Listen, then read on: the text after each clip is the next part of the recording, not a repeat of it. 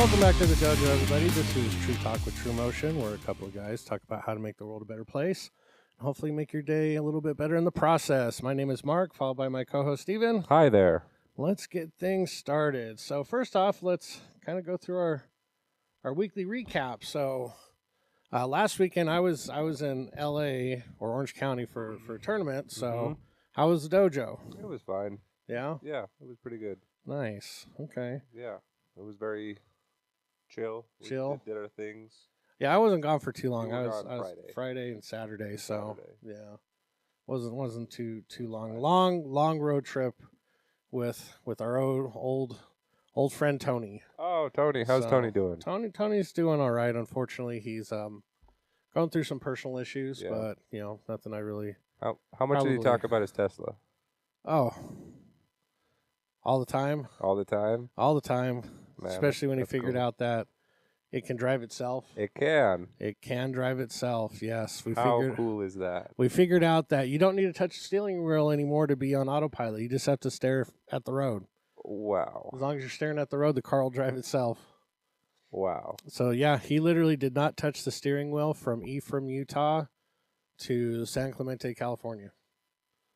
Yeah. Parked itself, went to the charging station, like everything. So when it gets low, does it like point out charging stations? Like, so it's actually pretty neat. When you type in your destination in the GPS, it'll plan out all the charging stations you need to go to and find and tell you where they're at. So, and it'd be like, hey, you should charge up at this station and you'll have this much power left.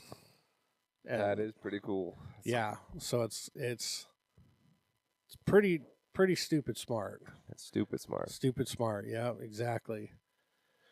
Yeah, it's pretty wild. We charged up about 4 times, and I mean that is kind of the unfortunate part about electric cars is it did take anywhere from 20 to 30 minutes per charge. So it added about an hour to 2 hours to your trip. But in reality, he spent like $40 in quote unquote fuel costs. Or power costs, I should say, for the trip, which it's not bad. No, it's comparable. Yeah, it's not that bad at all. Versus if I were to have driven my Yukon, it would have been like $250. Yep. To drive there and back. But on the flip side, I would have only had to stop twice. That's right. So yeah, it's definitely a give take. But on the plus side, when you're charging, obviously, it's got like a full 18-inch screen, and you can watch Netflix or Hulu, or you can watch TV in there. What? Yeah, so you can sit down and watch a show while your car's charging. And watching a show doesn't add time to the car charging. That would be my next question: is does it charge longer? Yeah, no. Luckily, it doesn't. So, yeah, we ended up watching Prey, the Predator movie on Hulu, which if you're a fan of the Predator series, that's my favorite one. That's your favorite one? That's my favorite one as of now. So I like the Predator movies. I think they're cool. That one's pretty badass. So if you haven't seen it, check out Prey on Hulu. Unfortunately, they haven't released it on anything else. Those selfish bastards. So how it goes. Yeah. But no, yeah, it was the tournament was well. I was running the front desk. I was assigning rings to the whole tournament. Oh, good. So it was okay, but there were some definite flaws that needed to be addressed that we don't do at our tournament. Like, for example, he would do all the like 3 and 6 year old, all of the divisions. So it'd be like, how it was written out is like event 1 is this, event 2 is this, and they're all in folders. So you basically just go in order and then you assign the folder to the ring. Now, obviously, when you first start, event 1 is in ring 1. Right. Event 2 is in ring 2. So on and so forth. But what had happened was they would do like the 3 to 6 year old kata, and then they would go right into sparring instead of doing like the next all kata. the 3 to 12 year old katas and then all the 3 to 6 year olds sparring. So that way, when you do it that way, the second a ring opens up, you can assign it a kata division. But what would happen is like rings would end, but you couldn't assign it a new ring because the next event was like orange belt sparring. But yet the orange belts were still doing kata. So you had to wait until you had to pay attention to be like, okay, this next event are these ranks. Okay, these ranks are still out there competing. We can't assign sparring until they're done. And there was a couple of times where, I don't know if it was a big division or the instructors were just taking their sweet ass time, but there were 2 bottlenecks to where that kata division took like 20 minutes and I couldn't assign another ring until that ring finished. So all of a sudden we went from having like 8 rings open to everybody watching one ring. And it's like, that was just irritating the crap out of me. Cause it's like the second this thing opens, it's like, open up the floodgates and like, we'll have all these new divisions. And it was rough. Cause I was like, would you guys hurry up? Oh my gosh. It's like, you're causing this tournament to last forever. So I suggested to Doc, who was running it, I go, hey dude, do all of the kata divisions for the, like 12 and under, and then do all of the sparring for 12 and under. And it was that way the entire tournament. So he had it divided into like 3 to 6, 7 to 8, 9 to 10, 11 to 12. Like, so we had all these different age divisions. And it'd be like doing their kata, and then you got to wait because then you got to do their sparring. And then the next division's doing their kata, then doing their sparring, as opposed to like filling up all 12 rings with kata and then all 12 rings with sparring. So hopefully they kind of make that adjustment for next year. But it was fun. It was good to see Doc Chris and hang out with him. We stayed at his house, and yeah, it was a good time. Master Martin was supposed to go up, but his flight got canceled. Whoa. And he didn't make it out. So it's kind of a bummer for him. That's a bummer. Yeah. Martin made it out. He took first in forms in kata, and he did 2 different forms. Really? Yeah, which that is like you're going to just shoot yourself in the foot when you do that. Because most people compete with one form, and when they call you back out, you do the same form again. Really? He did one form, got called back out, and did a different form. And he still won. Which was a testament and kudos to him. Good job, Martin. Yeah, so Martin took first in kata in the instructors division.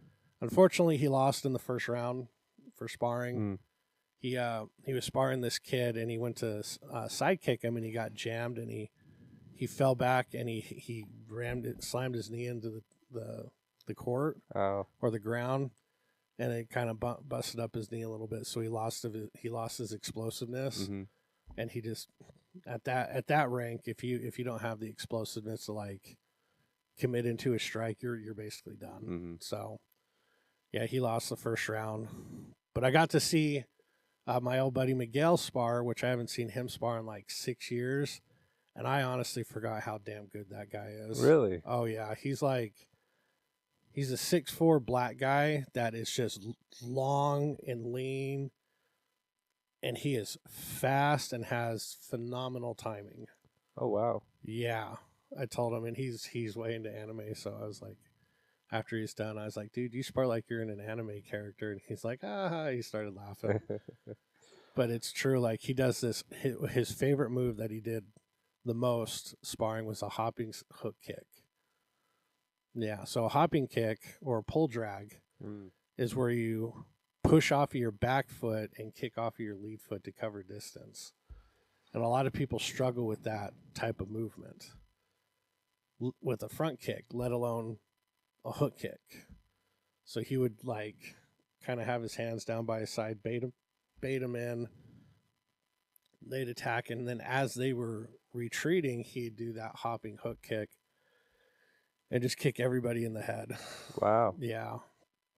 He was sparring this one kid from San Diego. Very talented young man. He's only like 17, 18 years old. And he's a stud.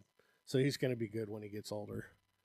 old, like Right. he's going to be even better when he's older. Yes, yes. His dad's an instructor for one of the schools in San Diego. I think their last name is LaRoque. Can't remember their last name, but he was sparring Miguel for first and second. Mm-hmm. And Miguel did this hook kick roundhouse kick combo and kicked him so hard in the face, I thought he broke his eye socket. Like, for reals. What? Yeah. And it was I say hard, but he didn't follow through with the kick. It was a real fast snap. It was a pop. And the kid was moving into it, too. Mm-hmm. He kicked him, and I was just like, oh, geez, is he alive? Because he got hit, and then he, like, took a knee, and he put his glove up to his face, and he put the other one out in front of him, like, I need a second. Yeah. He had, like, a cut down the bottom of his eye. His eye started swelling shut. I was like, he broke his eye socket. He really didn't, but I was like, oh, my gosh. Like, this kid just shattered his face. But he was okay. Mm-hmm. He was okay. It looked way worse than it actually was. Yeah. And it sounded of course, way worse because he had the, like, impact and the crack. It sounded like a shotgun or a gunshot. Really? Oh, yeah. And there's like, holy cow, he's dead. he just died. We just saw a homicide at the tournament. It's dead. Yeah. It's dead. So it was good. Drive back took forever, it seemed like. We left at 7 a.m, and I got home at 9:30 at night. That seems like a long time. That was a very, very long trip. Did you make any stops? The normal. No, just the charging stops? Just the charging stops. Yeah. But for some reason, it seemed like, I mean, granted, we lost an hour, too. That's true. So technically, we left at like 8 o'clock it was Utah time. Yeah, 13-hour drive. But it was still a 13-hour drive. Mm-hmm. That's a little much. Yeah. A little much. We ran into some slight traffic in Vegas because they closed I-15. Why? They're doing road construction or something. But I was like, God, how can you close I-15? I-15. But that's did. The artery of the West. Exactly. So we had that cost us maybe like a 5-10 minute delay. Yeah. So it wasn't like awful, but wasn't good either. We stopped off at this place in Prim, and we got donuts from this place called the Pink Box. Okay. And apparently they're coming to Utah. Pink Box is coming to Utah. Yeah, and those donuts were really good. Wow. And they had all these cool different types, but they were expensive. Holy cow. Normally when you get, like, they have if you buy a dozen, it's a set price. Yep. No, they still charge you per donut. Per donut. Yeah. Wow. But they give you a 20% discount. Sure. Yeah, so I bought a dozen donuts for $41. They got to be really good donuts. They were good, but it was like, damn, 40, because when they're like, was it an experience that you paid for and not actually like the donut? No, because it was in a gas station. Yeah. Well, it was like, I say a gas station, but it was like one of those big rest stop type gas stations. Yeah, it was like, they had a Starbucks and all these other places. People live there, yeah. Yeah. People live just on the second story. Exactly. And, it was in Prim, so it was in a casino parking lot. Yeah. But, so they're like, hey, 20% off dozen donuts. So I was like, hey, I looked at Tony. I was like, hey, dude, you just want to get a dozen? Like, he's like, okay. I was like, I'll pick 6, you pick 6. He's like, all right, perfect. And then I saw him ringing it up, and I'm like, they're ringing it up per donut. And I was like, isn't there like a set dozen price? And they're like, no. And I was like, oh, God. Oh, you got me. And like, all right, so your cost is 41 something. And I was like, oh.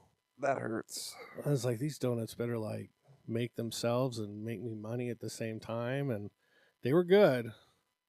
Don't get me wrong, they were good. Mm-hmm. But if I ever go back to the Pink Box, I'm buying like 1 or 2. 1 or 2. Yeah, because I only had 2. Exactly. I had 2. We didn't, and it was like, God, I'm going into like a sugar coma. Yeah. 2. Well, because they were that's good. The experience you're paying for. Yeah. And then I like, we get to Tony drops me off and he goes to grab the donuts. I was like, dude, just give them to your kids. It's okay. And then I get home and I was talking to Shanna about them, and she goes, you went to the Pink Box and you didn't bring the donuts back? And I was like, yeah. Oh. And she goes, "Are you kidding me?" Oh. Because apparently Maya had been talking about it, because when she went to Vegas, she stopped there and was telling us how good they were. Mm-hmm. She goes, "I've been wanting to try these ever since Maya started talking about them." I was like, my bad. Oh. Whoops. Whoopsies. So she was bummed that I didn't bring home the pink box donuts. So hopefully that place opens up pretty soon. I need a call. Yeah. Can you turn around? Hey, I know you're almost home, but can you bring me those donuts back? There was only 4 of them. So, but yeah, she was bummed that I didn't bring them back. Oh, that happens. Yeah. But I mean, obviously by the time people listen to this, you'll be back from Greece, but you're getting ready to pack up for Greece in the next couple of days, aren't you? Already packed. Are you already packed? I just need to do like the non-clothing things. Oh yeah, like your toiletries, the stuff I use still. Yeah. Man, you're way better at that than dude. I packed the night of. Yeah. Or the day of. I have plans the night of, so I have to get things done ahead of time. There you go.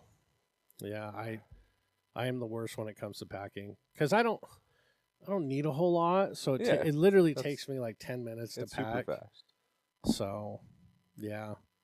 Well, that'll be fun. Like, so you fly from Salt Lake to Atlanta, and then Atlanta to Athens. Oh, so right over to Athens. Athens, Greece, not Athens, Georgia. Yeah. Yes, just to clarify for everybody. Yeah. Yep. Okay. For some reason, I thought you had another stop in Europe and then to Greece. That's what I thought too, but it's a direct to Athens. How long is it from Atlanta it's gonna to be, Athens? A 10-hour flight. 10. Oh, that's not. It's a.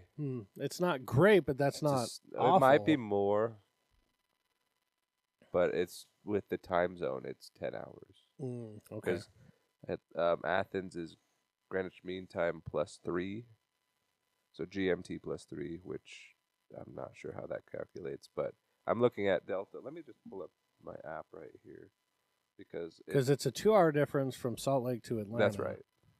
And then I think the whole thing is 15 hours. Yeah. Coming back is like an 18-hour flight. Yeah, because you're losing time. I'm losing time. Yeah. Yeah, without taking too much of the show, it's 15 hours to get there. Okay. What's the time difference? Is it 4? It's next day. So right now in Athens, it's at night. So it's like 9 o'clock at night.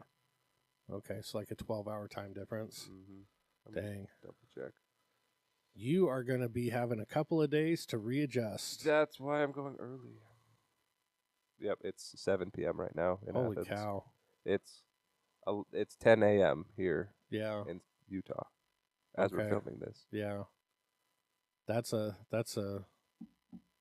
big difference. Yep. It took me like a few days to get used to coming back from Philly, and that was only like 2 or 3. Yep. Oh my gosh. You're going to need... Hopefully you can sleep on the flight, like stay up all night, and then sleep it during the day on the flight, so by the time you get home... So I become acclimated. Yeah, you're already... That's kind of my plan. Hopefully that works. You got enough reading material? I have the one thing. Yeah, you got the one thing. I have a credit. I'm going to get an audiobook, probably How to Make Someone Like You in 90 Seconds or Less. That is a great book. You've recommended this book. That is a great, great. Listen to it. I would probably get a longer book because it's not very long. Is it 90 seconds long? Unfortunately, it's not. Oh, but wow. It's like, it's a little bit more than 90 minutes long. Oh. See, that's what I like. I like books that are succinct like that. I can listen to an older book, too. Oh, yeah. I think it's only like 3 hours on audio. Yep. But, well, let's move on. We don't have any comments this week, just statements. Oh, I ran into our super fan, Master Hong. Master Hong at the tournament, and hopefully we can have him on the show. Yeah, I'm wearing the shirt. He's wearing the Team Focus shirt from the dojo. Very comfortable. Yeah, it's a nice shirt. He runs a dojo in San Diego called Team Focus. Okay. And I ran into him at the tournament. Not literally ran into him. I saw him and gave him a hug. We actually hung out a lot. We talked a lot. He's like, "Hey, where's Steven? I got a shirt for him." I'm like, "Steven's at the dojo, sir." He's like, "Hey, can you give him this shirt for me?" And I was like, "Absolutely." So he gave me a shirt to give to you, and he's sporting it right now. Yep. He's repping the Team Focus, so go Team Focus. He's hopefully coming out in January for All-Star Weekend. Wow. So if he comes out for All-Star Weekend, we'll have him on the show for sure. Mm-hmm. So, but yeah, just statements for Master Hong this week. So no comments to answer, but at least on YouTube. At least on YouTube. I've looked at the email. We didn't really have anything. Okay, and I didn't look at any of the other places that we put it on. So I don't know if anybody's commented on like Spotify or iTunes. We have a couple people trying to scam us, but really, yeah. Oh well, there you go. Yeah. We're not going to give them any attention. Yeah, don't scam people. Be upright citizens. But moving forward, here's a word from our sponsor. Ninjas in the house. You check it, Dojo Vibes, got something to share. TRUMOTION merch shop, got that ninja flair. Shirts and hoodies, slick like Bruce Lee. Karate thread sharp like a kick to the knee. Custom names and colors like a lightsaber's glow. You're the Jedi, watch how your style gon' flow. Scan that code, jump in, it's time to score. With gear so fresh, you'll be wanting more. TRUMOTION merch where the fit's on point. Dressing up clean like $1 billion joint. TRUMOTION, safe stacks like Bruce. Get your swag right, man, no excuse. From the mat to the street, stepping like Jan. Gear so fly like your own stunt man. Personalize it like your own Stark Tech. Karate gear tight like a chop to the neck. You name your colors like a comic book villain. Step in the light while you're laid back chillin'. Scan the code, it's your time to rise. With your motion gear, you'll take the prize. TRUMOTION merch where the fit's on point. Dressing up clean like $1 billion joint. TRUMOTION, 10 safe stacks like Bruce. Get your swag right, man, no excuse. Yeah, TRUMOTION's the wave, call it the new rave. Get your gear, step up, now time to behave. Scan that code, the deal's too sweet. Karate swag's here, time to bring the heat.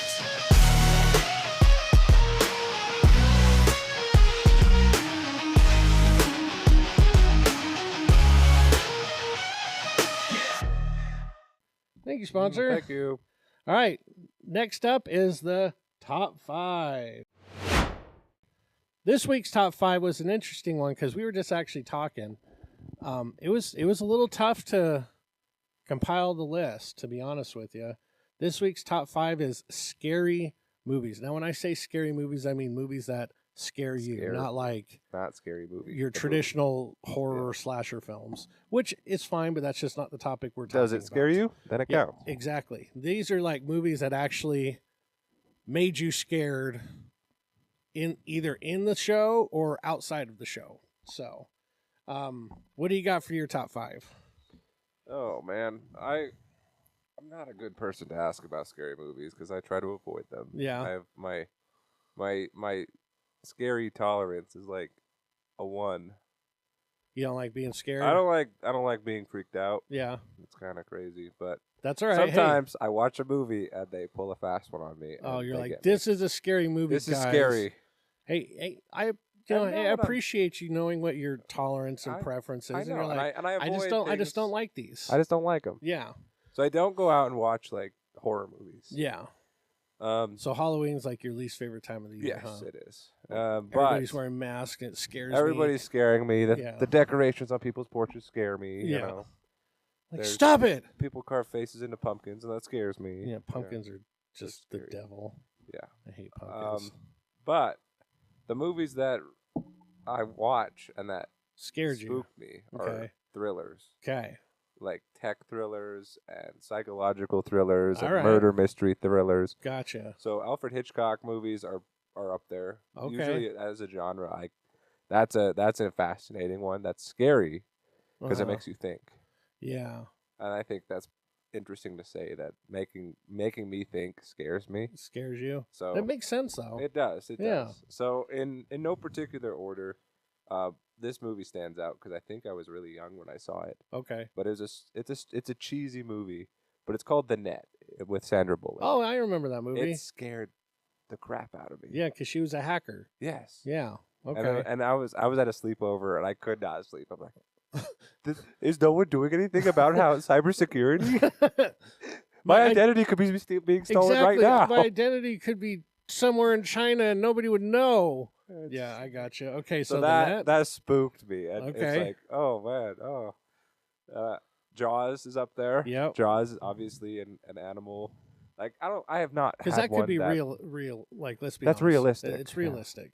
I've not seen another like animal thriller or animal horror that does what Jaws can do. I think the next closest one is Lake Placid. Lake Placid, yeah. Yeah, with the Okay. crocodile With in the crocodile. in the lake. That was one. That's maybe an honorable mention. Yeah. Back to the thrillers. I've got Eagle Eye with the Oh yeah, Shia the rogue artificial intelligence. Okay. Yeah, that makes sense. That one was pretty scary. And then going to more of the murder horror mysteries, Silence of the Lambs. Okay. That was a scary one for me. Buffalo Bill. It puts the lotion on the skin. Yep. That was just weird. But Yeah, it's it like, is weird. But it's like it sticks with you, and you're like, oh, scary. And then the serial killer 7 with the one that goes after Kevin Spacey, Yep. Brad Pitt. What's in the box? What's in the box? What's in the box? Yeah, that was scary. And then another one that was more of a psychological horror thriller called Shudder, and I'm not sure if I'm getting that right. Shudder. Is that with Leo? Perhaps. The details for me are fuzzy, but it's the one where there's this apartment, right? And there's 3 roommates. Okay. And I don't think this is the one. then there's a person that takes across the street, and there's another apartment that's taking a picture of that room every day. And it's like they start to see themselves because they start getting these pictures, and they start seeing themselves like, and like the pictures start, then they have to like, oh, are we supposed to be doing this? Yeah. And it just becomes kind of crazy. It's interesting. Okay. It's probably, yeah. I just thought that one stuck with me. I'm like, wow, because someone's like taking pictures. Anything with like surveillance. Yeah. So, like, because that is I mean, luckily we live here in the States where we don't have you'd surveillance be surprised. cameras Yeah, everywhere. I mean, we probably do, and we just don't know about it. But it's not like the UK where they're literally everywhere. Yeah. You can't go anywhere without being on camera somewhere in the UK. That scares me. That's scary. That bothers me. Yeah. It's like, why you got to spy on me all the time? Yeah. Honorable mention as well is Get Out, the Jordan Peele. Oh yeah, that one was interesting. I didn't quite know how to. I don't know how I quite felt about that movie, because I went and saw it, and maybe I had something else in mind, but it was just weird. Yeah. Like that scene where the old man's running outside, and he's running at you, and all of a sudden he just turns. You're like, what? But yeah, the spoiler alert: the act of like transferring your subconscious. That's pretty creepy. That's pretty creepy. And how she like hypnotizes him. Yes, that was what was creepy. Yeah, was the hypnotizing thing. Yep. So he sinks into the couch. So yeah, I've got a pretty low tolerance for scary movies, as you can tell. That's all right. What do you have? Mine are kind of the same way because like I don't really get scared watching movies. Like if it's like a jump scare or like something loud that like your nervous system kind of like fires real fast. Yeah, you might jump and that like might get me at that moment. But like scary movies don't really scare me. Because like I have a very good time of like disassociating. Yep. Where it's like, this is a movie. I'm watching a movie. Obviously I know this is not real. It's a movie. But there's some that I have a hard time disassociating with. Where it's like, damn, that could really happen. So obviously Jaws was one of mine. I remember watching it the first time, and like I was telling you earlier, dude, I couldn't even get in a pool. Where I'm like, the Jaws is gonna get me. There's a Jaws in there. Yeah, and it's like you can see the bottom, idiot. I don't care. Jaws is gonna get me. It scared me, like it, because you can really see that happening. I mean, I'm not saying sharks go around and just randomly eat people, but shark attacks happen. They do. Okay, and I was, I grew up in the Pacific Coast, like in California. I remember going to the beach all the time. And for those of you guys who have never been to the Pacific Ocean, you cannot see the bottom 2 feet into the water. That's right. It is very murky, and you don't know what the hell is underneath your feet. Okay, so that's scary. So any time with like water, where you're like you can't see the bottom and you don't know what's underneath you, That freaks the hell out of me. So, because like you can see that actually happening. Mm-hmm. Another one isn't a scary movie at all. It's a sci-fi action movie, I think. What? It's called In Time. In Time. I've seen that one. Yeah. Yeah. The whole premise of In Time is you do not age after the age of 18. Like you stay physically the same, but you have this like countdown on your forearm where the second you turn 18, it starts counting down a year. And if you don't add time to it and you run to 0, you die. Mm-hmm. So you could die at 19 or you could stay till 900. Mm-hmm. Depends on, and that the whole premise is time becomes currency. Yep. So anytime you buy something, instead of paying money, you pay time. And that scared the hell out of me. Why? Wow. Because time is so important. And then it made me realize how much time I was wasting Watching movies. Watching movies and doing other stupid Just kidding. stuff that you're just like, I would be dead if this was real.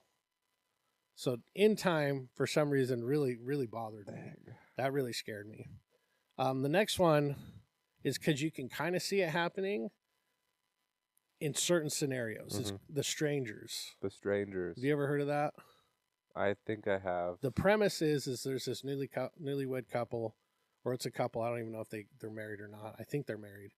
They go to this like Airbnb or this like remote house for the weekend. Mm-hmm. And then these random people in masks show up and basically kidnap and kill them. Mm-hmm. And it's like, I could see that really happening. Yep. And that scares me because when you travel, you typically don't take weapons with you. Right. Okay. And that's what really like scares me, like going to like out of town. Yep. It's like you can't, like if you're a gun owner, you really can't take your gun with you. I mean, you can, but it's a major hassle. Okay. Or you can't take knives with you. I mean, again, you can, but it's a big major hassle. Yep. So when you travel, especially if you fly to new places, you're very vulnerable in terms of like self-protection. Mm-hmm. Like maybe I'm just paranoid, but in my home, I'm within 3 feet of a weapon at all times. Wow. Like not even kidding. Like I have knives and guns stashed everywhere. So if I'm in the living room, within 3 feet, I can grab a weapon or a knife. Wow. If I'm in the kitchen, obviously there's kitchen knives, so there's knives in the kitchen. If I'm there in my a kitchen bedroom, I'm within a foot of a knife. If you're in Wow. the hallway, I've got them staged and they're hidden, so you can't really see them. But like I'm within 2 seconds of a weapon. Wow. Okay, call me paranoid. I don't care. I just don't want to get caught unawares. That's right. But yet that movie, they have nothing. Yep. And there's these creepy people, and all they do is just stand at the door. And you can see them, and they don't go away. They don't say anything. They just kind of move and walk, very slow and methodic, like they don't care. And that was pretty creepy. That is scary. So, the next one is Jeepers Creepers. Ooh. Now, the second that you see, quote unquote, that it's a monster, it's not scary anymore. But up until you see that, it's scary as hell, man. Especially when he's in his truck. He has this big, massive truck, and he tries to run these people off the road and this and that. And like one of the first scenes, you see him throwing these bodies down a hole, and then like he turns and makes eye contact with the camera. But again, it looks like a person.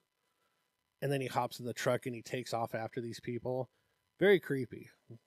Jeepers Creepers. You know, it's very creepy and it's scary. But the second you find out it's a monster, it's still scary, but it's not as scary because you're like, okay, this is not real. Right.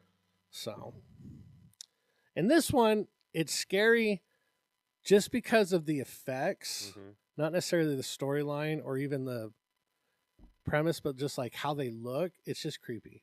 It's Killer Clowns from Outer Space. Oh, okay. Have you ever seen or heard that one? I haven't seen it.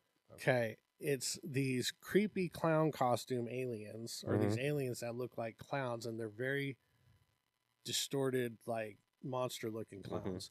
And they're huge. Like they're these giant things, and they just go around eating people. Wow. Yeah. So it's like, okay, killer clowns from outer space, pretty creepy. Mm-hmm. Like I could watch it, but I'm like, ooh. Mm. Like they're like, hey, do you want to watch this or I that? just- I'd be like, I'll watch that. Mm. It's like and I have it too. So Yep, it's like you have dumb. it. But the next one, or some honorable mentions, are The Hills Have Eyes. The Hills Have Eyes. Okay. Again, because it's a bunch of like inbred hillbillies that are like exposed to radiation in Nevada. Mhm. So it's like, okay, that's creepy. What would you do if all of a sudden this clan of, retarded hillbillies that get just like exposed to radiation, now they're mutants. Yep. Come and abduct you. I don't know. Kind of creepy. And kind of on the same feel of that is The Wrong Turn. The Wrong Turn. The Wrong Turn is about this group that are traveling in the back hills of like West Virginia or the Appalachian Mountains, Mm-hmm. and their car breaks down, and they run into some inbred hillbillies. You hear the banjos. Yeah, kind of, but they actually don't pay. But that's like the scenario That's you think the of. scenario. And Deliverance would be a really good one Yep. too. I didn't put that down, but Deliverance, honorable mention. And just because I'm going overseas, Taken is on my honorable mention. Taken, yeah. Like as a woman, I'd be terrified. It's so scary. Yeah. As long as I had a dad like Liam Neeson, Yep. you know, he doesn't have a lot of money, but what he does have is a particular set of skills that he's acquired over a long Skills that career. people like you. don't Yeah. like. I will look for you. I will find you. And I will kill you. Yeah, that is a great. That's a great movie. It's a good movie. And my last one is a movie called Primal Rage. Primal Rage. Yes, it's a Bigfoot movie, but imagine Bigfoot got smart and made armor and weapons. What? Yeah. Yeah, I'm so gonna let that sink in for a second.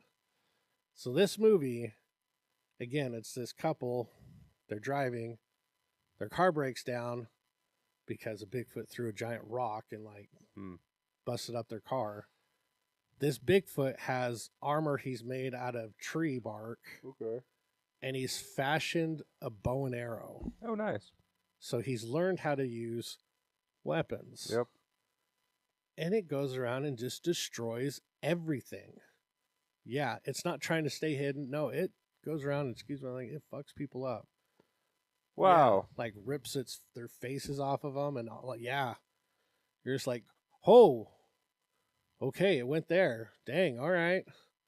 Yeah, so Primal Rage. Okay. If you like Bigfoot stuff, that's a good one to watch. So Good to know. But yeah, we're coming up on Halloween and scary movies. I want to do scary, not horror movies, because I know you're not a horror movie fan, so I didn't want to like try to make you compile a list of crap you don't watch. Right. So, I mean, I've seen all the Saw movies. That's the only yeah, horror franchise that I've watched. yeah, I get it. But let us know what your scary movies are, if they're real scary movies or if they're like irrational fear Yep. scary movies. Was there a movie that was not a scary movie that was scary to you? Exactly. Maybe you don't like snakes, and the movie Anaconda was scary Yeah. to you. You know, giant 40-foot, no, not python, anaconda. Mm-hmm. Then It's gonna irrationally come up your sink and bite your face off. You know, whatever. So, yeah, let us know what your scary movie is, or movie that scared you. And let us know in the comments. But moving on to the next section of the show.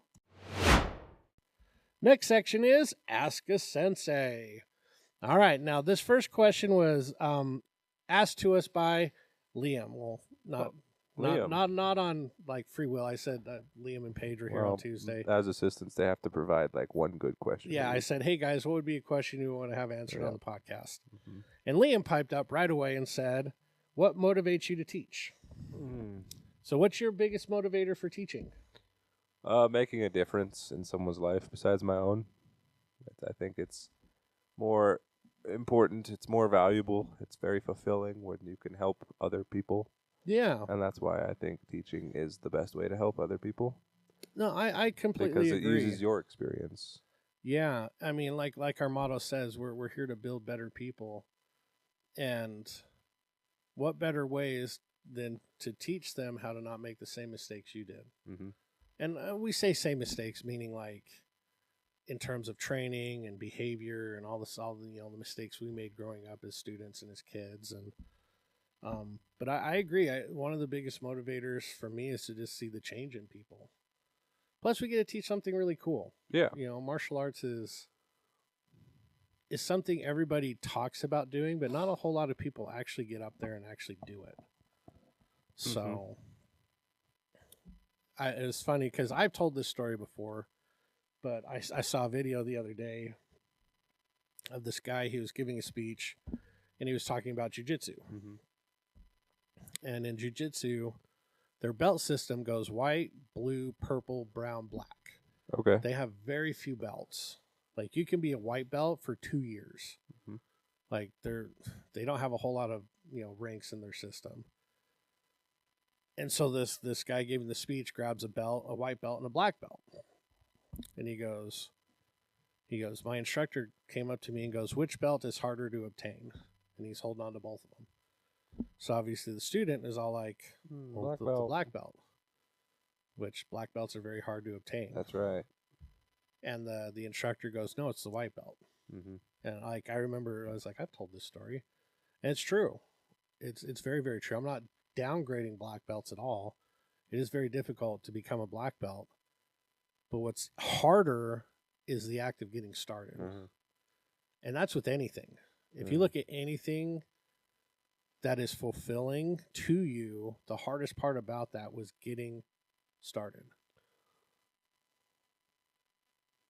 Okay. And so if you're ever wanting to do something, understand the first initial action of getting started is the hardest part about it. So once you've already overcome that, the rest of it is quote unquote relatively easy. Now, that doesn't mean you're not going to run into difficulties, but the hardest part is truly getting started. So what motivates me is seeing people getting started, seeing people improve, seeing people that when something was hard at this part of their life, now it's not hard. Mm-hmm. And you're like, dang, look how much they've grown. Not just physically, but mentally and emotionally. That, like you were saying earlier, the act of helping people, that truly motivates me to continue to teach. I mean, do I want to see our students good at martial arts and being able to protect themselves? Of course I do, but I'd rather them not ever have to use what we teach them and they become amazing members of society. Right. But on the flip side, if they ever do have to use it, I hope they take whoever they are out. Mm-hmm. Like, I don't know if I've told you this, but Todd, you know Todd, right? I know Todd. He told me last Tuesday. Yeah, it was last Tuesday. He goes, hey, I got something to tell you. And I was like, hey, well, what's up? He goes, I got into a fight the other day. I go, you got into a fight? Are you all right? He goes, yeah, I'm okay. He goes, can you kind of see the side of my face that's a little scratched? I go, not really, but if I look hard enough, I can see a couple of lines. He goes, yeah, I was in a place I probably shouldn't have been. He's like, I admit that. And he goes, and some dude hit me with a tree branch, and that scraped the side of his face. And then he took a swing at him, and Todd broke his arm. What? Yeah. And he was surrounded by the dude's friends. Of course. But since Todd stopped the fight so fast, the friends didn't jump in because they were nervous. Yeah. So what Todd did was, the move where you like parry, trap, and then pop the elbow. Mm-hmm. He did that and broke the kid's arm. Man, because he's all like, that's insane. He goes, honestly, it was a lot easier than I thought it would be. Because he wasn't worried about the kid's safety. Right. And he just went hard. Yeah, that's something. He goes, when you're in class, you're obviously worried about hurting people. Yeah. So it's a little bit more difficult to actually practice and do the techniques. He goes, when the kid threw a punch at me and I I parried and grabbed his arm, and I felt the twist, and then I let go and just hit his elbow. He goes, it snapped like a stick. And I was all like, really? He goes, yeah. And he goes, and since I ended the confrontation so fast, obviously the kid that I broke his arm, he goes, he wasn't trying to swing at me anymore because he was concerned about his arm. Yeah. But all of his friends stopped because they saw, oh, wow, this kid knows what he's doing. Yeah. And then they obviously went and helped his friend. Mm-hmm. So it's like, that made me feel good knowing that, like, okay, Todd's training has paid off in some aspects. Yeah. But it also made me sad because I was like, damn, he was in a situation where he actually had to use it. He had to use his stuff. So I told him, I go, dude, I'm super proud that you're not hurt, but I'm also bummed that you actually had to use it. He goes, I am actually too. Yeah. So Todd, I love you, buddy. He's actually going on a mission here in a couple of weeks. He'll be gone. Yeah, I don't know if you'll see him again. I don't think so. No, it'll be a couple of years before you see him again. Mm-hmm. That's a bummer. But yeah, he's unfortunately, I mean, he's 18. You know, all these kids at that age are just full of testosterone and stupidity. He's unfortunately had himself in a couple of situations where the first time he had to use self-defense, it was a confidence thing. Mm-hmm.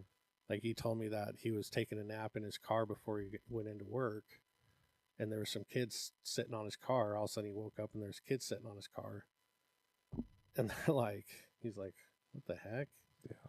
So he gets out of the car. He's like, hey guys, I need you to get off my car. And they're like, what are you going to, being stupid. And he just shut the door and calmly was like, do you really want to do this? So if you do, I got work in 10 minutes. Yeah. He's like, I gotta wrap this up quickly. Exactly. It's like, all right, if you want to do this, let's go. But just know that it's like, I got a job to get to in a minute. So like, let's do this. And then they just left. Yeah, so obviously they're like, oh God, it's like, he's serious. Ooh. So, and that was a confidence thing. Yeah. So now, and then the other one was an actual physical thing. But yeah, no, I'm with you. It's the whole seeing people improve and actually helping them become the best versions of themselves. And selfishly,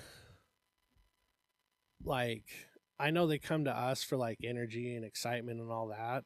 Mm-hmm. But I use them the same way. Like, if I'm feeling down, man, you get that little kid that comes in that's just got like sunshine beaming out of everywhere. Yep. And you can't help but be happy. Yep. So you never really have a bad day in the dojo. We sometimes say we do, but in reality, there's learning opportunities. There's learning opportunities, but those should be confused for bad this days. Is bad. Yeah. All right. Next question. This is a good one. Because I actually looked up. I'm the one that answered these two, the last two questions. Okay. I looked them up. I was like, what are some good conversation questions? Oh, here we go. Yeah. In what ways have you changed since you started training? And let's not talk physically. Not talk physically? Because I've changed a whole bunch. We all know that we've all changed physically since we started training. But how do you feel like you've changed emotionally or mentally? I built more grit. Yeah. Simply, I'm just more confident. Yeah. There's a lot of things that I've realized I can understand by applying myself to a art or to a physical exercise. Mm-hmm. Like, I can understand a lot more of like, oh, why is this happening? Why am I feeling this way? Okay. So a lot more understanding of, there's other people in this world. They have different opinions. They have different things. And if you don't get it, yeah, that's fine for now, but you can get it. And usually that just takes distracting yourself and doing martial arts, because that in turn builds your own confidence. And you're like, oh, it's not really as bad as you think it'd be. Yeah. So. No, we were talking about this the other day, actually. We actually discussed this yesterday in our meeting. The part of your brain that produces anxiety, and we all know what anxiety leads to, like depression, stress, just worrying, just all these sorts of negative things Mm-hmm. are associated with anxiety. The same part of your brain that produces anxiety is the same part of your brain that produces gratitude. Wow. And they can't do the same thing. They both can't be Right. operating at the same time. Right. So you're either operating in a state of anxiety or you're operating in a state of gratitude. And it took me a minute to really hear that statement and really understand and agree with that's true. Mm-hmm. If I'm anxious, I'm not grateful for anything because I can't think in terms of like what I'm grateful for. I always see the bad things that are happening to me. Mm-hmm. But when I am not anxious, I'm able to see all the good things that are actually happening to me. I agree with that. Yeah, and it's one of those things, now that I've heard that and I know that, I personally, anytime I'm starting to feel anxious, I'm going to work on stopping myself and verbally telling myself what I'm grateful for. Mm-hmm. Even if you've already done it that day. Because you always should wake up every morning and Mm-hmm. say what you're grateful for. It's just a good habit to get into. But if I'm feeling anxious about something, I need to stop and write down or verbally say at least 5 things that I'm grateful for. Because then that'll help start to switch my mentality from anxiety to gratitude. Mm-hmm. And we all know that when you're when you're gracious, things seem to start working better. Yep. Or they're working easier. So that is a great thing. I think a lot of people aspire to have more of that emotional intelligence. At least that's what I'm calling it. The ability to like That's what it is. see a situation and emotionally understand what it is. A lot of us aspire to have that type of skill, but never really obtain it. But yet you'll never obtain it if you're never put in positions that sometimes make you feel uncomfortable. That's right. To where you're like, I don't know about this. But then after the fact, you sit back and you reflect on it and be like, okay, now I have a greater understanding of this. Mm-hmm. So I would tend to agree with that. I mean, I've definitely gained more confidence in just myself and my own abilities. Even though I wouldn't say that I was like depressed with myself, but it was obviously a lot easier for me to get down. Yeah. You know what I mean? Mm-hmm. I wasn't like, oh, like Eeyore, like, woe is me. But it would be easy to get to that state if you weren't careful. Yep. Now I find myself having a greater emotional intelligence on not only myself, but other people. Which men tend not to really look at things emotionally because we're not hardwired that way.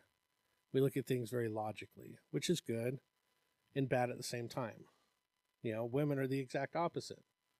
Women tend to look at things emotionally and not necessarily logically. That's why we fit together. Mm-hmm. Okay, we can't have 2 logical people because then they'd be heartless, soulless people. Right. We can't have 2 emotional people because then we We don't want that. We all know what that's going to Yep. be. That's going to be. You have to have the balancing of the 2. Has to be a balance. Yeah.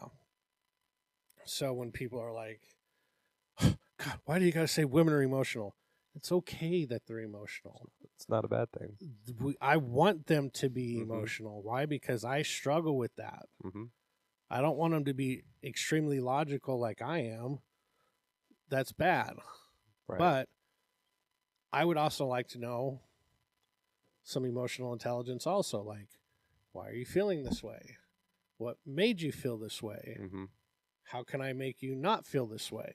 Like all of those questions, not like, well, numbers say that 8 times out of 10 you'll always feel this way because it's this time of year. Statistically, because Statistically of the orbit of speaking, the moon, you know. Exactly. The lunar cycle says that you're always going to do this anyways.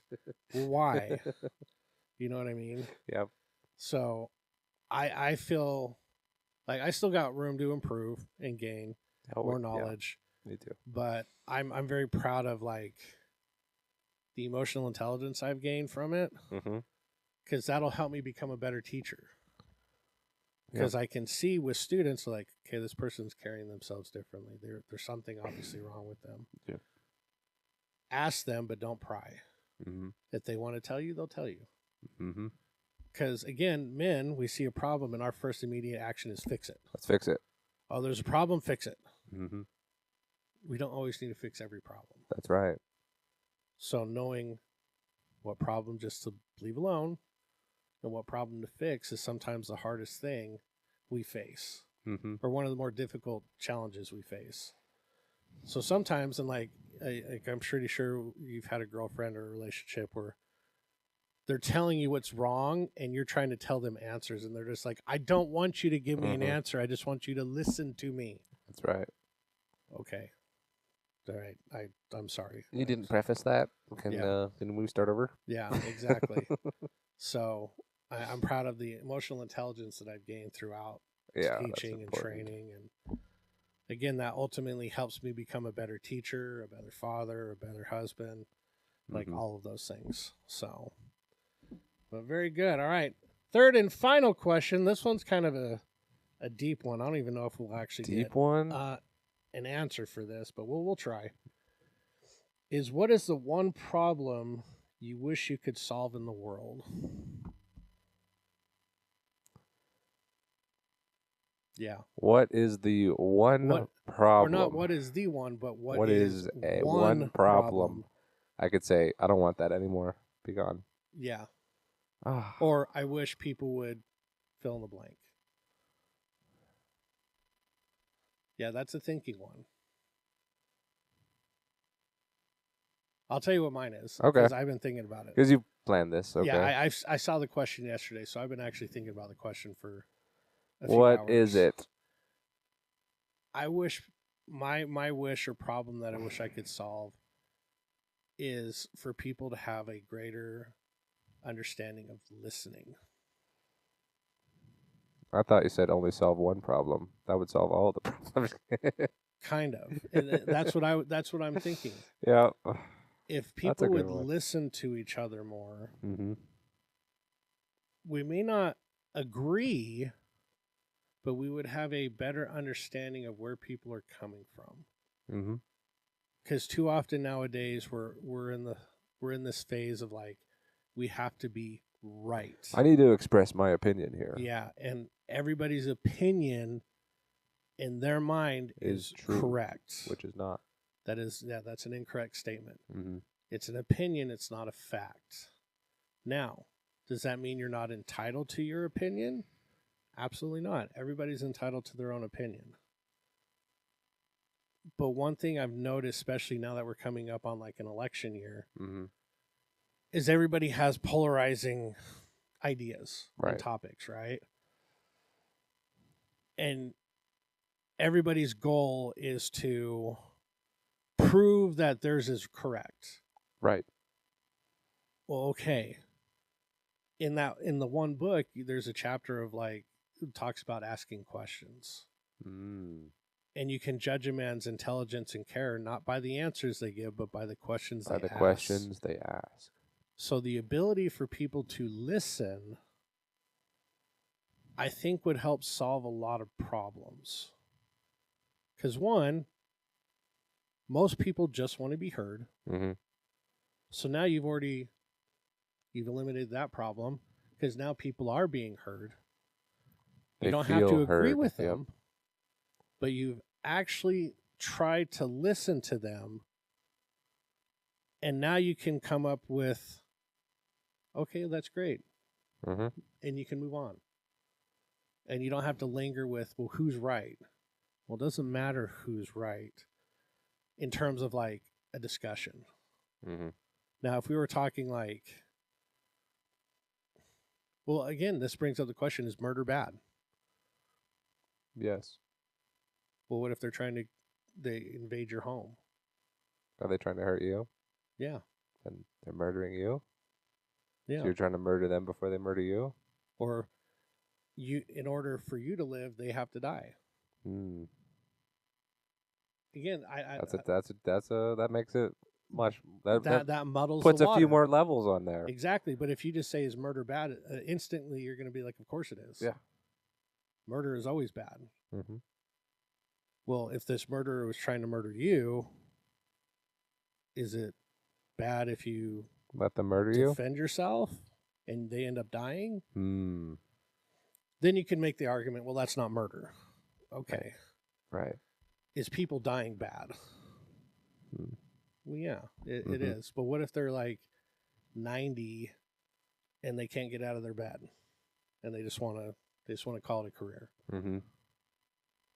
Okay. Now, I'm not saying I would like smother them with a pillow, but some people want to just be like, hey, I'm done. That whole Dr. Kevorkian, the assisted suicides. Yep. It's a thing. I did not agree with it when I was younger. I still have a hard time with it, but I understand it. So that goes back to the listening thing. Mm-hmm. If people listen, you may not agree with what they're saying, but hopefully you have a better understanding of what it is they're trying to say. Mm-hmm. And then you can either be like, okay, I understand you. Here's what I'm thinking. And they listen. They're like, okay, well, I understand you. I still don't agree with you, but now we've understood each other and we can move on with our lives. That's right. You know what I mean? So in my opinion, if I could solve one problem, it would be for people to have a greater skill of listening. So. Well, that's certainly the best problem to solve, in my opinion. Yeah.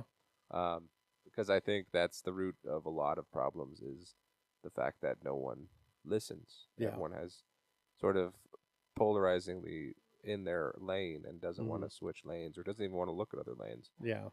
The ones that came to my mind, obviously you could say hunger, Yeah, and all those things, but I think it would be to make the one problem, and this is again my opinion, is that people in positions of power are abusing the power. yes. And I would wish that no government on earth, any servant of the government, would have any selfish means anymore. And that they would be there solely to serve their people. Take away selfishness. Yep, take away selfishness. Take away greed. That is a great one also. Greed I think is a good term to use also. But don't take away people's ambition. Well, yeah, ambition. Like there's nothing wrong with wanting to achieve great things in life. That's and true. Like having a great living. There's nothing greedy about having a great living as long as it's not like extorting other people to have your own living, which is what the people in government right now are doing. I would agree. Like, did you hear, without going too political, did you hear what they're doing for the people in the hurricane storm zones? Yep. They've just granted them $750. $750. $750 just reminds you how screwed you are. Yep. Okay. And again, without being too political, we've given so much money to other areas and other places that why can't we take care of our own American people? That's right. Okay. So taking away greed and selfishness. Without greed, yeah. I think is a good one also. Yeah, and if you're in a position of power, you're there to serve. Mm-hmm. That's why you're in that position of power, is to serve people. And in doing so, you will get served back. Mm-hmm. I completely 100% agree with you. And that goes across the board, across the world. That's right. I mean, there are people in power that are not using that power correctly. And they're being selfish. Mm-hmm. Or they're being greedy. Because, like, everybody's like, money is the root of all evil. Yes and no. Okay? If you are... I view money as an enhancer. Okay? So if you are a good person and you give them lots of money, they will do good things. inherently. Why? Mhm. Because that's how they're hardwired. That's right. If you give a bad person lots of money, it'll turn them into a worse person. Yep. And they will do bad things with that money. So money itself is just a tool. Yep. It has zero emotions, makes zero decisions. It's an object. Now, the person that receives that object, that's what you need to look at. Okay? Like, if you give somebody a hammer, they can either build a house or they can kill people. Yep. But it's still the same thing. Yep. It's still a hammer. The hammer doesn't walk around by itself and was like, I'm just going to feel like smashing people's toes today. No, it's a person wielding it. Mm-hmm. So money is the same way. Money itself is paper. Mm-hmm. But you give that paper to the right person, they can do great things with it. You give that money to the wrong person, they're going to want more of it. And they don't care how they get it. At least that's what I think. I mean, people out there, tell me if I'm wrong or right. I could be wrong, but I don't really think I am in this instance. Interesting. But I agree. That's another good one. Like taking away that greed and selfishness. Well, isn't greed one of the 7 deadly sins? Exactly. It's like, why don't we try to live by that? So that's a good one. That's a good one. So if we could get people to listen better and take away greed and selfishness, I think we make some serious headway in this life. Mm-hmm. I don't think we'd have too many problems. We have fewer problems. We would definitely have fewer problems, but then we would have problems that just are opportunities. That's right. So, is this a real problem or is this an opportunity to learn? Yeah, exactly. Like when you said the home or the feeding everybody, or like the hunger problem. I think it's an issue, but at the same time, there's so many programs out there that are growing food. And well, if we didn't have greed, we would have more. We would have more for food distributed to people. Yeah, we can grow enough food. It's just people are being incentivized to make it strict. Yeah, or like filling it with all sorts of chemicals and stuff that's not natural. That's right.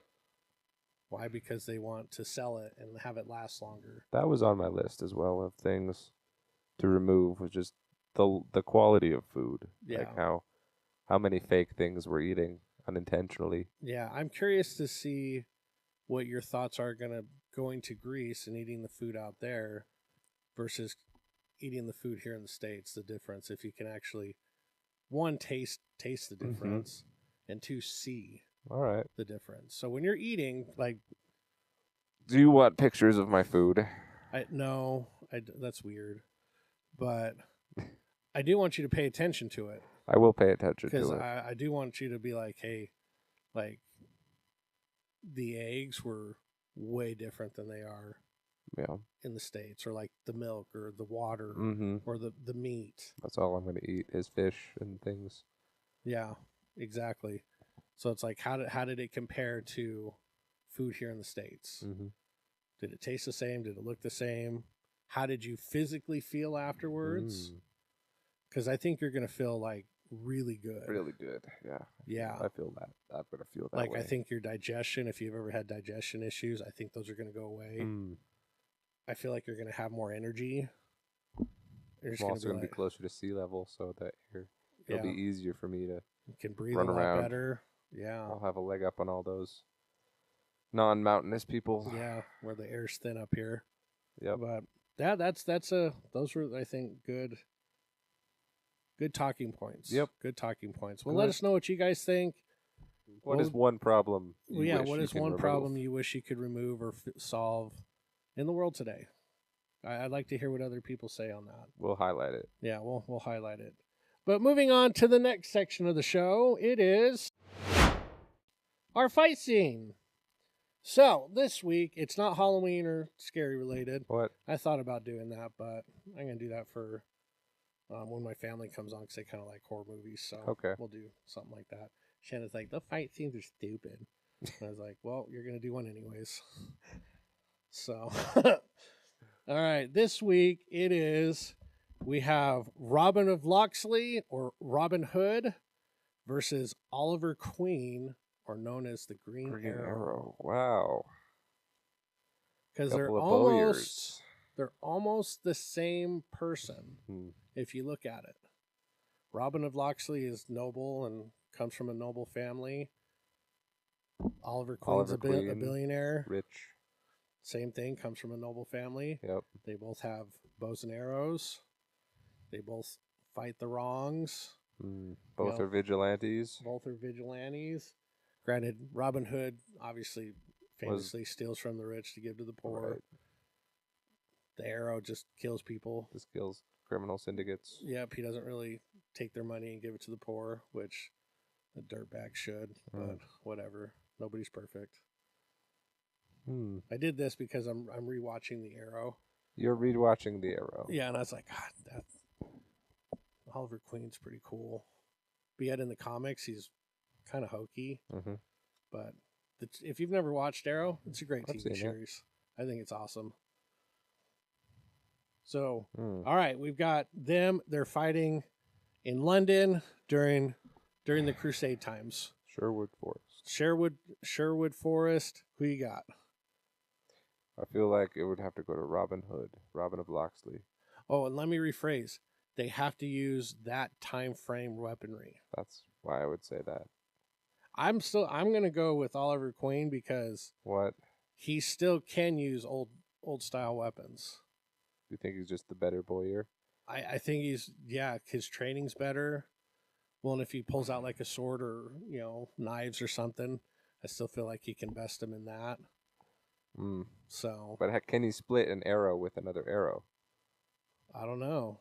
He's never done that.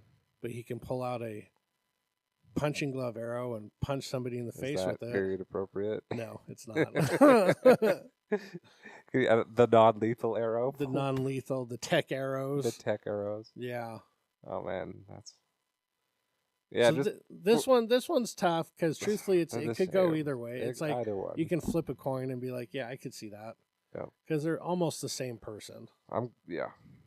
But I can see where you could say Robin Hood because he grew up in that time frame. Yep. He knows the terrain. He knows the weaponry. He did the Crusades. So I could honestly say, like, I agree with you. Could go with Robin Hood also. But okay, I don't know. 1-1. That's fine. I feel like Oliver Queen would still take him. Now they're in, what is it, Sterling City? Sterling City. They're in Sterling City. Skyscrapers, modern tech, and they're fighting. I'm obviously... I'm going with If I pick Queen in the first round, I'm picking him in the second round. Yep. He's got those tech arrows. He knows how to swing from high rises. And that's ultimately the main difference. Is the tech ability. Robin of Locksley would have no idea what these certain What is this? What does this do? What doth this do? What are these concrete castles? There are many. They are huge. So, where are my horse? All right, so I got 2-0, you got 1-1. They're in a cage, no bows, no weapons, just them fighting. Wow. Who you got? Oh, that's tough. I'm not sure. Maybe. That's tough. I'm still going with Queen. You're going with Queen because he has way. modern training. He has modern training. Yeah, and that's not a knock to the Crusade fighters, but you think about how they fought in Crusade time London or Europe. Yeah, it was nothing like. Yeah, no, they weren't punching people. Now. They were just sword and people. shield and whatnot. Yeah, now you take sword and shield. There's away. none of that. It's like, oh, now it's like who can. Now punch you have an the athlete versus a soldier. Yeah, who can punch who the hardest? Yep. Versus, all right, now this guy's been trained by, Ra's al Ghul. If you believe, if you follow the lore. If you follow the lore, Shadow. If you watch the TV series, or Wade Wilson. Oh, wow. Okay. Well, If that's the case, I think I'll go with Queen as well. Because Because again, it's a modern situation. I think his training is far He has- better than Robin Hood was. He's rich. He's rich. He doesn't like go out and work out in the forest or live in the forest. No. Lives in a bunch of houses and has a gym. Yep. And he can use his legs. You never see Robin Hood kick. That's right. Ever. That's right. Even though, if you watch the newest iteration of Robin Hood, the one with the Edgerton guy, the guy that was in Kingsman. Okay. I can't remember. I can never remember his name. But that kid, that's a decent. That's a like they have modern, almost looking style fighting.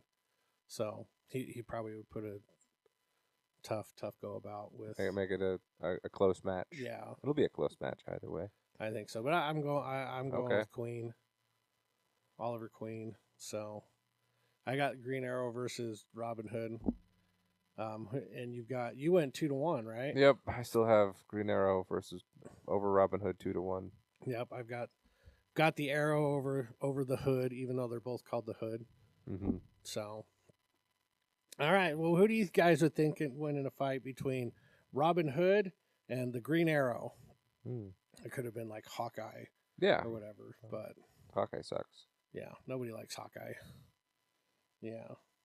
Just like in the second Avengers movie. We're in a city that's floating, and I'm fighting robots with a bow and arrow. Yep. None of this makes sense. None of this makes sense. Exactly. So, all right, moving on to our final thoughts.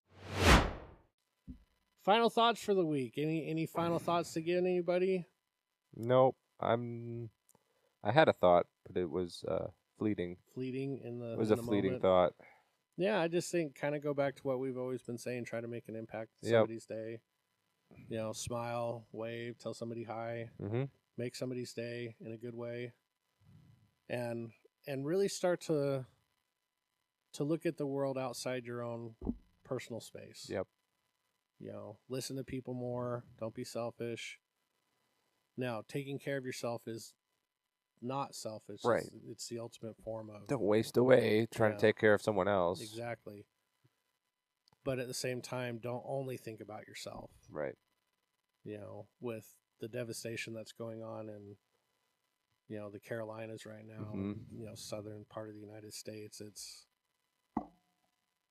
If I'm having a bad day, I just have to remind myself, at least I'm not there. Yep. Because from what I've heard, man, it's awful. It's so bad right now. I just saw a video, and they said that they've found over 220 people that have died just in Asheville, North Carolina. Wow. Just in that one city. So, anytime you're having a bad day and you feel anxious, switch the flip to gratitude and be like, grateful. Man, I'm so glad that my house is still standing. Man, I'm grateful we still have power. I'm grateful I woke up this morning. That's a big one. You know, a lot of people take for granted the fact that they woke up today because there's how many countless people that didn't. So, anytime you're feeling down, flip that switch, start being grateful, and yeah, make an impact on somebody's life today. So, but Stephen, you're going to be heading out of town again by the time people listen to this. You'll be back into town. We'll be having some special guest hosts over the next couple of weeks while you're out of town, so make sure to stay tuned and see who we got coming in on the show. Absolutely. That's going to be exciting for you. Travel safe, sir. And we'll hear from you when you get back. Yep. So again, have a great day, everybody. Make sure to go make an impact and kick it with us next time. Kick it with us next week. Goodbye, everyone.